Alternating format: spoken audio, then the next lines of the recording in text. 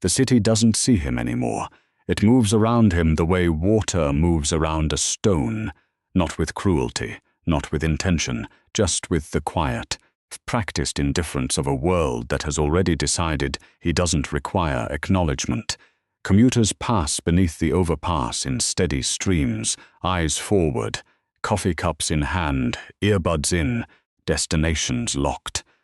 Not one of them glances down at the man sleeping against the concrete pillar with a duffel bag for a pillow and a torn jacket pulled over his shoulders like a flag of surrender. His name is Elias, he is 44 years old, and scattered around him, half crushed beneath his bag, are drawings that would stop you cold if you ever actually looked, faces, rendered in charcoal with a precision that borders on obsessive, the deep-set eyes of an old woman, the hollow cheeks of a teenage boy, the hands of someone who has worked too long and been paid too little.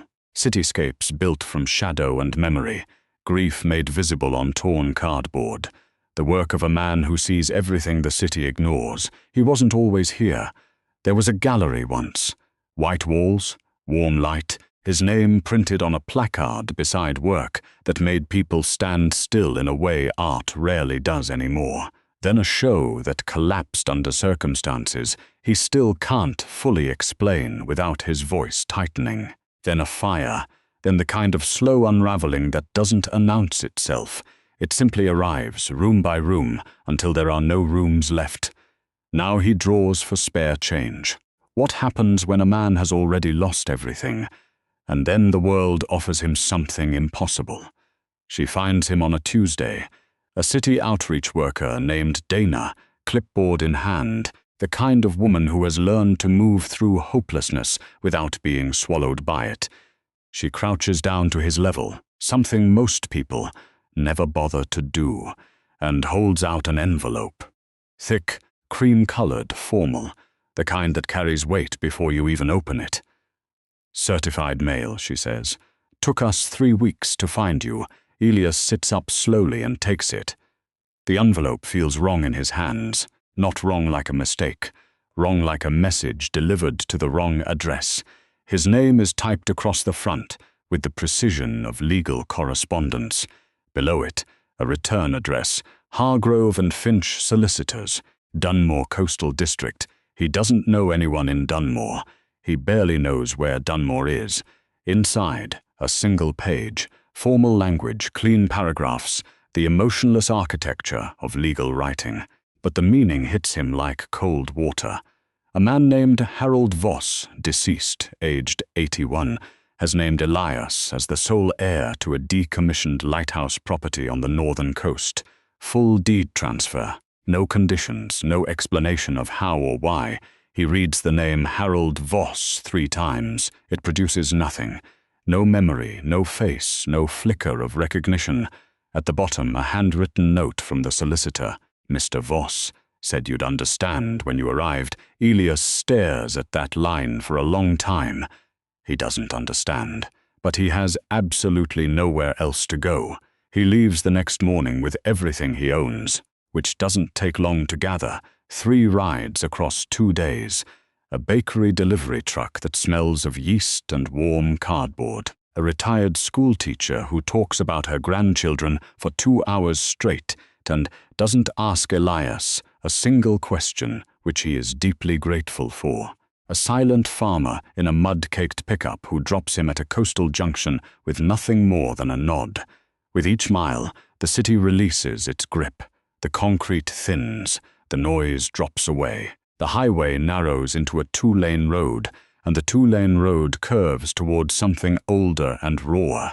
Headlands, grey water, wind-bent trees that have spent their whole lives leaning away from the sea. Elias sketches in the truck cabs when the light allows.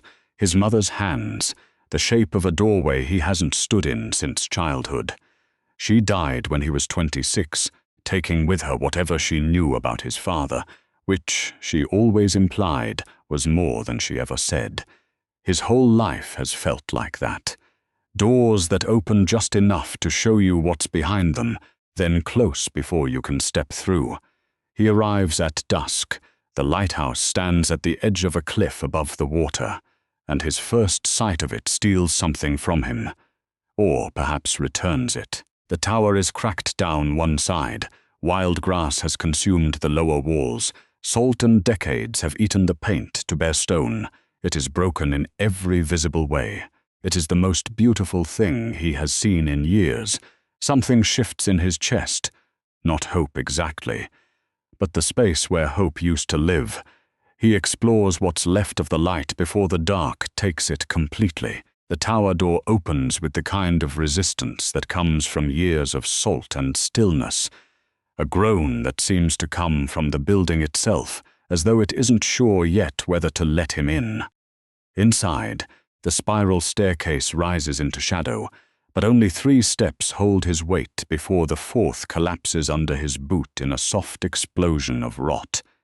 He doesn't go further. The lamp room above is visible through a crack in the ceiling. Shattered glass, open sky, a rusted mechanism frozen mid-turn like a stopped clock. The cottage beside it is another matter. The roof holds. The fireplace is intact. It smells of damp stone and old ash, but it is shelter in the true sense of the word. 4 walls and a ceiling between a man and the weather. He clears debris to make a sleeping space, and that's when the details begin to surface. Scratch marks on the stone floor near the far wall.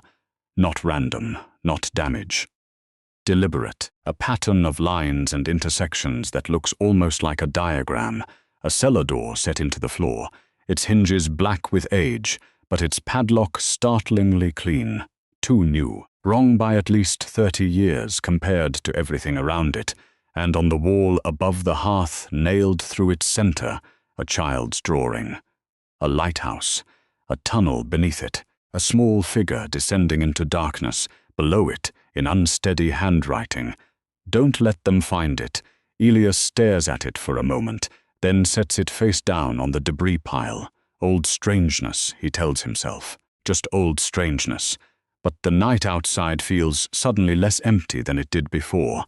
The town of Dunmore takes about 4 minutes to walk end to end.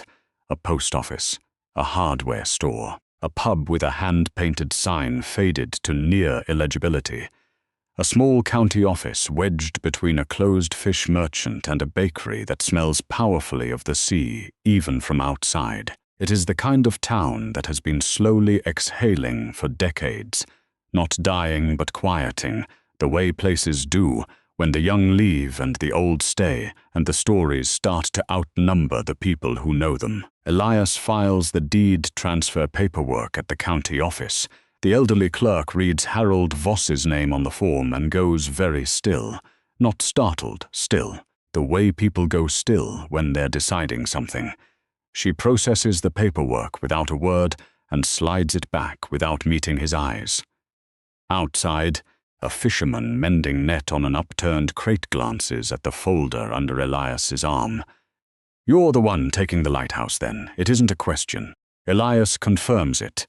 The man is quiet for a moment, then says, "That old man finally gone, is he?" and turns back to his net like the conversation has concluded. The library yields more. A brittle newspaper clipping from 1987, filed under local miscellany. Harold Voss, identified as a coastal recluse, briefly investigated for trespassing on a stretch of government-restricted coastal land. The investigation was dropped. No charges. No explanation offered. When Elias looks up from the clipping, the librarian is watching him. Sharp eyes behind wire-framed glasses, 70s at least, completely unreadable. "He waited a long time," she says quietly, "for someone like you to come." She turns back to her shelving before he can form a single question. He spends the following 2 days making the cottage something a person could reasonably survive in. It becomes, unexpectedly, absorbing work. He patches the worst of the window gaps with salvaged timber. He sweeps decades of grit and leaf debris from the stone floor. He gets the fireplace drawing properly and sits beside it the first night feeling something he doesn't immediately have a name for. Not comfort exactly, but the early architecture of it. The irrational, persistent sense that this broken place has been waiting for someone specific, and that someone, improbably, is him. On the third morning, he pulls up the rotted floorboards near the hearth to check the foundation beneath.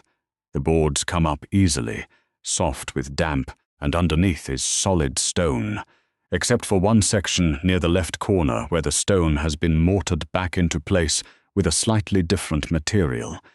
Newer. Deliberate. He finds the edges with his fingers and works them until the section lifts free. Beneath it, a hollow, and inside the hollow, a sealed tin box. He carries it to the table with both hands. Inside, a hand-drawn map of the Lighthouse property and the cliff face below it, rendered with careful precision. A small brass compass, its casing engraved with a military insignia he doesn't recognize, and beneath both, a folded letter addressed in faded ink. To the one who comes after, the letter is from Harold Voss, dated 11 years ago. The handwriting is deliberate, unhurried, the penmanship of a man who chose every word.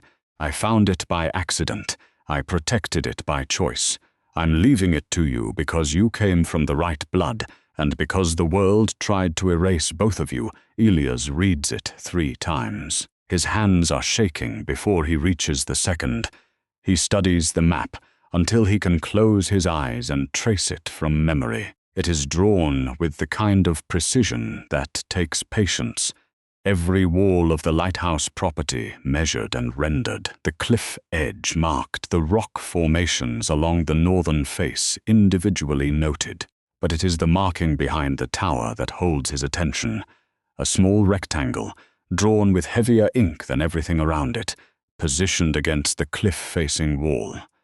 No label, no explanation, just an arrow pointing toward it, and below the arrow, 2 words in Harold Voss's careful hand. Start here. The wall itself is invisible until you know to look. Decades of coastal vine have consumed it completely. Thick, woody growth that has fused with collapsed rock to form what appears, at a glance, to be a natural section of cliff face. Elias pulls the growth back in armfuls, hands bleeding from the thorns, until the stone behind it gives way to something else entirely, a steel door. Recessed into the rock, reinforced, its edges packed solid with rust. But the frame holds, the structure behind it holds. Whatever sealed this place did its job. He turns the compass over in his hands for the 3rd time before he notices the seam at the base. It unscrews. Inside, bedded in a wrap of oilcloth, a small metal key. It fits. The door opens slowly, dragging against decades of resistance, and when the seal breaks, the darkness behind it exhales. A long, cold breath of pressurized air that raises every hair on his arms. The unmistakable signature of a space that has been perfectly, completely closed. Stone steps descend into absolute black. Elias takes out his phone. The light cuts a narrow path downward. He goes. The steps descend for longer than he expects. 12, 15, 18. The stone walls closing in on both sides. The air growing colder and heavier with each step, carrying a smell he has no immediate reference for. Earth and metal and something older beneath both, like the breath of a place that has been holding itself in for a very long time. Then the passage opens. He sweeps his phone light across the space and stops moving entirely. It is not a cellar. It is not a storage room. It is a world suspended in 1943, 4 chambers carved directly into the bedrock, connected by low doorways, every surface preserved with the terrible precision of a sealed tomb. Wooden desks still hold their positions against the walls. A rusted radio transmitter occupies an entire corner, its dials and switches frozen mid-operation. Gas mask cases hang in a row from iron hooks, perfectly spaced. Paper maps of the North Sea are pinned across one wall, covered in hand-marked coordinates and notations in faded ink. A British coastal observation and communications post intact, undisturbed, as though its operators simply stood up one afternoon and never returned. Elias moves through it slowly, touching nothing. His phone light catches everything, the corrosion, the stillness, the extraordinary, suffocating weight of preserved time. Then he sees the shelf. Tucked between the radio equipment and the far wall, a modest wooden shelf, clearly added after the original construction, bearing a row of photographs in plain frames, soldiers in some, but also civilians, a woman with dark, serious eyes that hold the camera with complete composure. A young child squinting into the light. He turns the nearest photograph over. On the back, in pencil, Maren Cole. He checks another, then another. Every photograph carries the same name. On the main desk, beneath a cracked leather cover, a journal. He opens it to the first page. If they find this record, everything we were told was a lie. He reads through the night without meaning to. The journal belongs to a British signals officer named Thomas Cole, assigned to the Lighthouse post in the autumn of 1943. The early entries are routine, weather observations, transmission logs, the quiet tedium of coastal watch duty. But by November, the tone changes, the handwriting tightens, the entries grow longer, more urgent, the margins filled with additional notes, as though Cole kept returning to the same pages, unable to leave them alone. What Thomas Cole and his small unit intercepted was not enemy communication. It was their own. A series of encoded transmissions passing through the channel, decoded by Cole over 3 consecutive nights, revealed something that should not have existed. Evidence of a deliberate sabotage. A coastal civilian evacuation ordered in response to an imminent threat had been quietly rerouted, the ships redirected, the timing altered. Not by accident, by instruction, traced through the decoded transmissions to a mid-ranking military official whose name Cole records in full.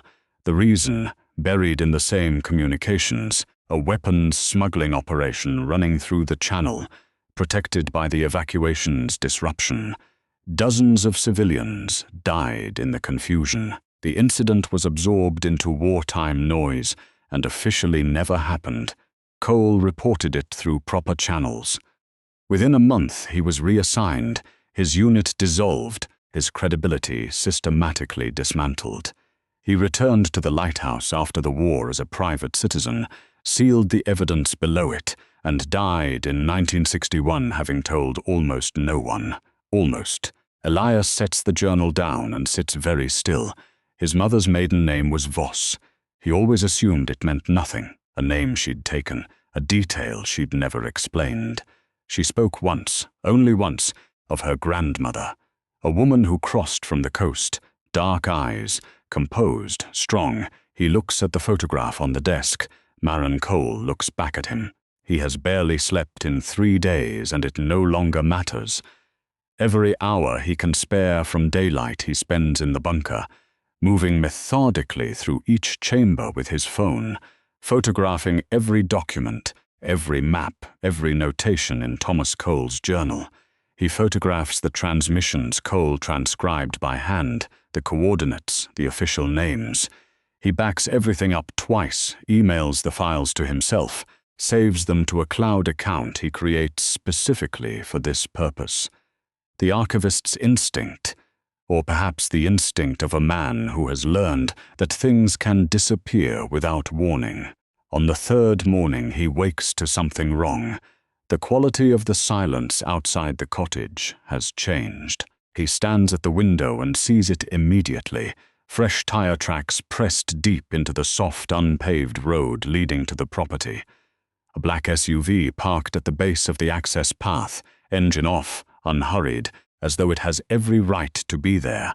2 men knock on the cottage door 20 minutes later.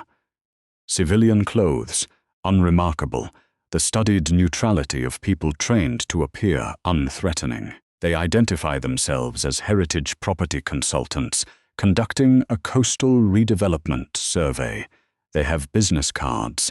They smile at appropriate intervals, but their questions are wrong, too specific, too knowing. They ask about the condition of the lower foundations, whether he has accessed any sub-level structures, whether he has found any documentation on the property. Each question lands with the precision of something aimed rather than asked. Elias tells them nothing. "The cottage needs work," he says. He's still getting his bearings. They nod and leave without pushing, which is somehow worse than if they had. The moment the SUV disappears from view, he calls the librarian. She picks up on the second ring. "Don't go back into the bunker," she says, before he has finished explaining. "Until I get there." Agnes arrives in 40 minutes in a car that sounds like it resents every mile. She comes through the cottage door without waiting to be invited, sets a worn canvas bag on the table, and looks at Elias with the direct, undecorated gaze of someone who has been rehearsing this conversation for a very long time and is quietly relieved it has finally arrived. "Sit down," she says. "There's more than you've found." She had known Harold Voss for 31 years. Not as a recluse, not as the strange old man the town had quietly decided he was, but as a careful, methodical, deeply serious person who had organized his entire adult life around a single responsibility: protecting what was beneath the lighthouse until the right person could be found to do something with it. The attempts to take it from him had come twice. Once in 1991, when a property development company with no credible coastal interest made an aggressive offer for the lighthouse land. Once in 2003, when two men arrived asking questions not entirely unlike the ones Elias had fielded this morning. Both times, Harold had held. Both times, the pressure had eventually withdrawn. But never permanently, Agnes says. Never that the company, the intermediaries, the quiet legal pressure. All of it traceable, with enough patience, back to the descendants of the official named in Thomas Cole's journal. A family that had spent generations ensuring that 1943 stayed buried. Harold had no children, so he searched. It took him 11 years to trace Thomas Cole's bloodline forward to a woman named Voss on the northern coast, and then after her death to her son, to Elias. The inheritance wasn't charity, Agnes says quietly. It was the final move in a very long game. She folds her hands on the table. And those men this morning mean the clock is running. Agnes leaves him with a name, a journalist, trusted, careful, and the instruction to think before he acts. He sits alone in the bunker for a long time after she goes. The phone light is propped against the radio equipment, casting the chamber in a pale, steady glow. Around him, Thomas Cole's life's work holds its silence. The maps, the transcriptions, the photographs, the journal with its careful, damning pages. Above him, through 18 steps of stone and a sealed steel door, a lighthouse that a dead man spent years ensuring would reach him specifically. And somewhere on a coastal road, a black SUV with two men who ask questions like people who already know the answers. He could walk away. The thought arrives plainly, without drama, the way honest thoughts do. He could contact the solicitor tomorrow, sign whatever needs signing, let the property revert, or sell, or disappear into whatever process makes these things go away. No one would blame him. He came from nothing. He owns nothing. He has survived this long by keeping his head down and his expectations at floor level, and the floor has never yet collapsed beneath him so badly that he couldn't find another floor. He reaches for his portfolio without quite deciding to. The drawings look back at him in the low light. The old woman's eyes, the boy's hollow cheeks. Every face he has pressed into paper because he couldn't bear the thought of them going unrecorded.